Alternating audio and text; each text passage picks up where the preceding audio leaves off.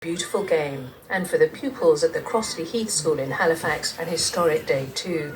They're celebrating a former pupil who played on these very fields, Andrew Watson, who in 1881 became the first black football player to play internationally for Scotland. His was a unique history.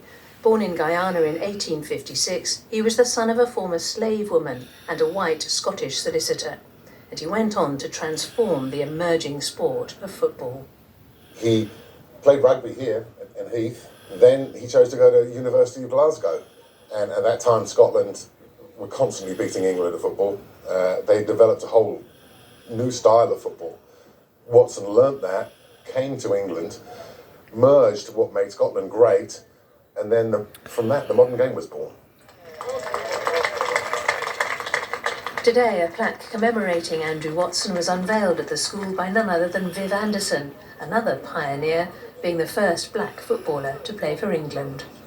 He must have been very strong-willed, because back in the 1800s it must have been quite difficult for him, and he got through it and did very, very well, so you got nothing but admiration for him. Pupils have been able to connect to him. We're a really diverse school, and so being able to champion your own heritage and to have a positive influence, to be excellent, which is another of our values. Students can relate to that. They also love sport, and to have a sporting icon associated with their school makes us all really proud.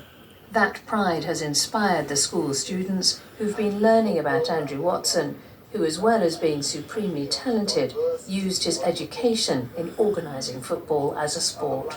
We learned today about Viv Anderson and Andrew Watson and how they both kind of faced adversity throughout their career and their matches, and kind of how they had to put up with the racial abuse. And I think it's a really big inspiration to hear about how they put up with it, and going forward I think it'll kind of give me a role model to look up to in my future.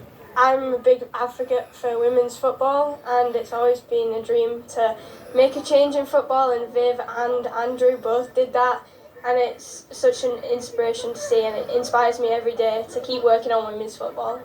A lesson for the future, inspired by a forgotten hero of the past. Cathy Gillick, BBC Look North, Halifax.